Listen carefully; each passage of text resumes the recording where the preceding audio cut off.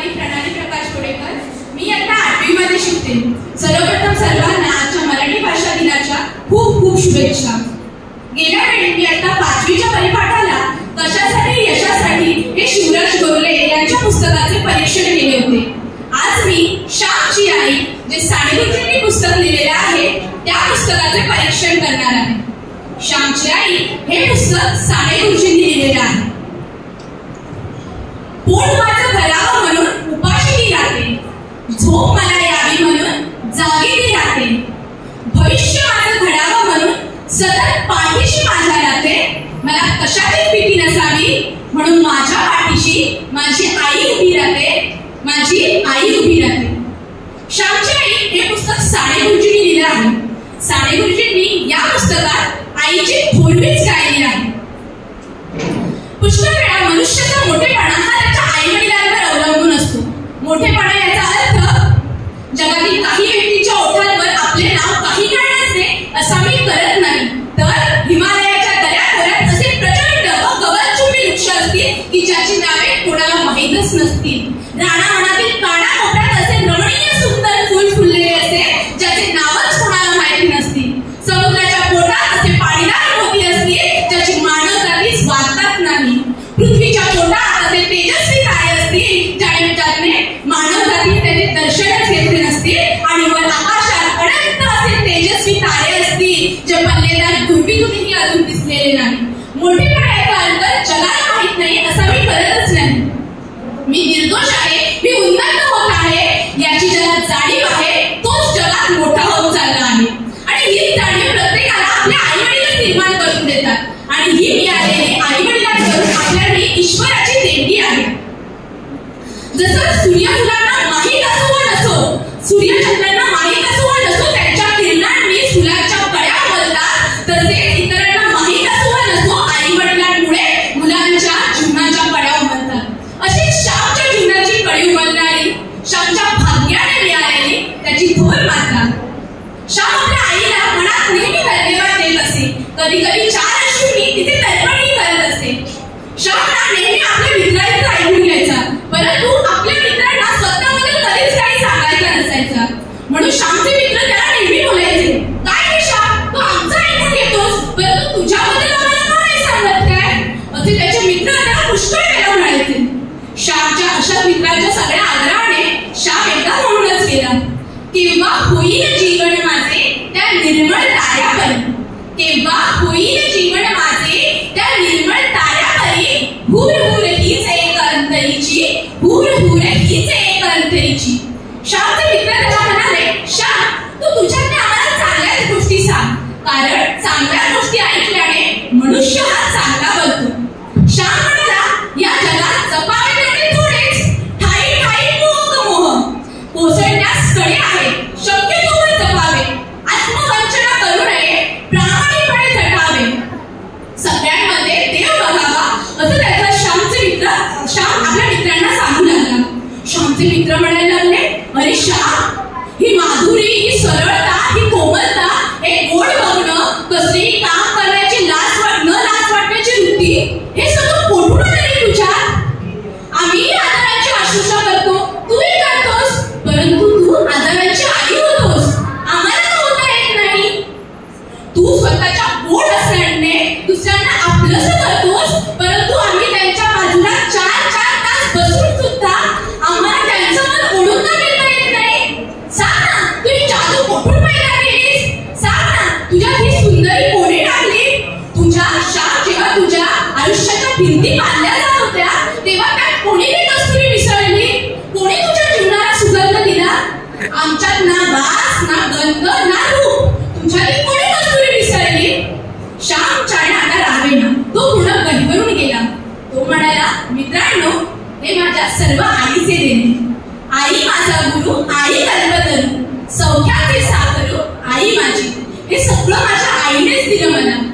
प्रेमाने बघायला, प्रेमाने बोलायला, मनुष्यावर नव्हे तर गाई गुरांवर, झाडा मांडांवर, फुल पाखरांवर सगळ्यांशी कसं बोलायचं हे तिनेच मला शिकवलं.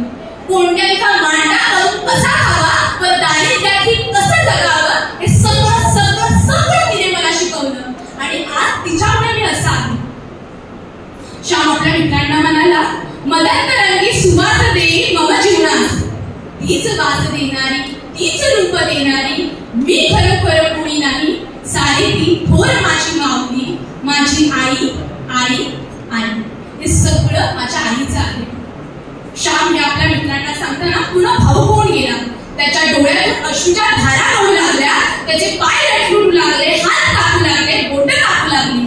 तो म्हणाला, मित्रांनो, माझं असं काही सांगण्यासारखं काहीच नाहीये, परंतु माझी आई कशी होती हे मी तुम्हाला सांगेन. माझ्या आईचे रोज तुम्हाला एक एक प्रसंग सांगत जाईल. श्याम म्हणाला, तुम्हाला चालेल का? श्यामचे मित्र म्हणाले, बरं चालेल आम्हाला. श्यामचे मित्र बोलतात, देवाकडे मागितला एक डोळा, देवाने दिले दोन. आता रोजच गंगेस पावस मिळणार, रोजच सुधारस प्यावस मिळणार. असे श्यामने आपल्या आईचे 42 रात्र म्हणजे 42 प्रसंग आपल्या मित्रांना सांगत गेला. त्यामध्ये सावित्री व्रत, अक्काचे लग्न, मुकी गाय, मुकी फळे, आनंदाची दिवाळी, गरिबांचे मनोरथ, गरिबांची दिवाळी, असे अनेक म्हणजे 42 दिवस, 42 रात्र, 42 प्रसंग त्याने आपल्या मित्रांना सांगितले. तर त्यामध्ये 42वा प्रसंग म्हणजे श्यामच्या आईचे स्मृतिशास्त्र. श्याम आपल्या मित्रांना म्हणाला, मित्रांनो, मी माझ्या आयुष्यातील तुम्हाला 41 ठळक तारे दाखवले. आता हा उरलेला एक ठळक तारा म्हणजे माझ्या आईचे स्मृतिशास्त्र. श्याम म्हणाला, मित्रांनो, तुम्हाला माहिती होतं, जसं मला माझ्या आईने शिकवलं की झाडामांडांवर प्रेम करायला, फुलपाखरांवर, मनुष्यावर, जसं सगळ्यांवरती प्रेम करायला शिकवलं, तसंच ती सुद्धा सगळ्यांवरती प्रेम करत होती.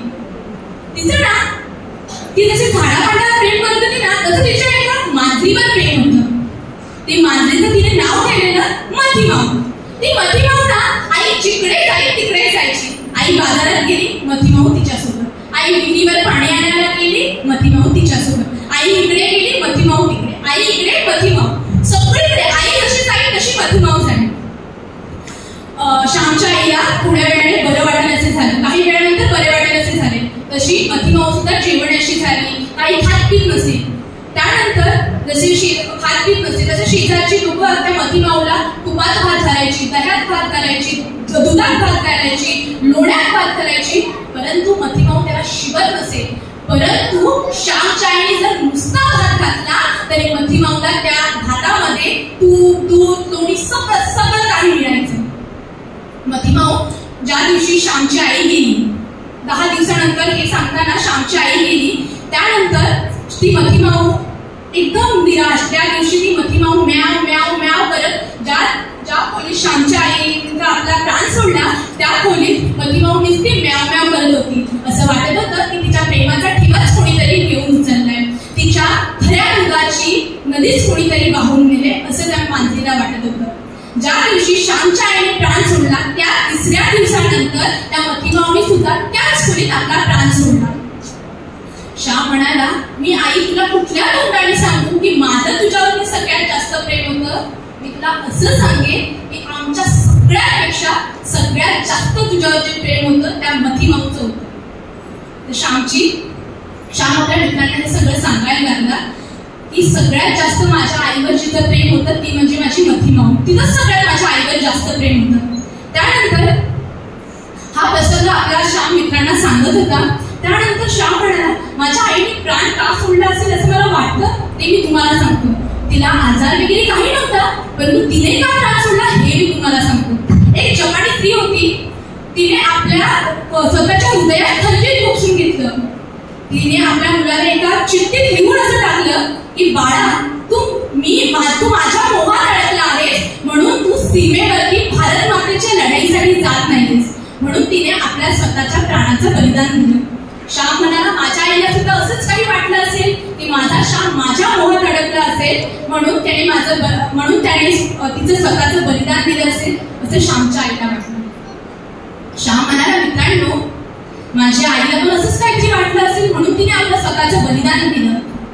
मी या जगात कुठेतरी भारत मातेची सेवा करायला जावं, कुठेतरी मला फक्त माझी आई नाही, भारत माता सगळ्या माता मला मिळाव्या. दत्तूची माता मिळावी, रामची माता मिळावी, कस्तुरीची माता मिळावी, हिची माता, सगळ्या माझ्या माता मलाच मिळाव्या असं श्यामला वाटलं. म्हणून श्यामच्या आईला वाटलं की माझ्या प्राणाची बलिदान द्यावी. त्यानंतर श्याम आपल्या मित्रांना म्हणाला, मित्रांनो, माझ्या आईचं जसं सोनं झालं, माझ्या प्रतिमाचं जसं सोनं झालं, तसंच माझ्या आईला वाटलं असेल की माझ्या श्यामचं सुद्धा सोनं व्हावं, म्हणून तिने आपला जीव सुटला. त्यानंतर मित्रांनो, तुम्हाला मी सांगते की आता जे मी तुम्हाला श्यामच्या आईचे जे पुस्तक परीक्षण सांगितलं, त्याप्रमाणे प्रत्येक आईचा आपण आदर केला पाहिजे. प्रत्येक आई हे स्त्रीचं दुसरं रूप असतं, देवीचं दुसरं रूप असतं. म्हणून प्रत्येक आईमध्ये आपण प्रत्येक आपलीच आई नाही तर प्रत्येक आयांमध्ये आपण स्वतःची आई बघितली पाहिजे, असं त्या श्यामने आपल्या मित्रांना सांगितलं. श्याम म्हणतो, मित्रांनो, मी ज्याला तुम्हाला सांगितलं, हे जे मला ज्याच्या मिळालं ती माझी आई. तो श्याम मित्रांना म्हणतो, मित्रांनो, तुम्ही मंदिरात जाऊ नका, तुम्ही देवाचं दर्शन घेऊ नका, पण तुम्ही आपल्या आईच्या कपाळाला जरी तुम्ही आपला डोकं लावलं तर तुम्हाला देवापेक्षा कमी दर्शन होणार नाही, असं श्याम आपल्या मित्रांना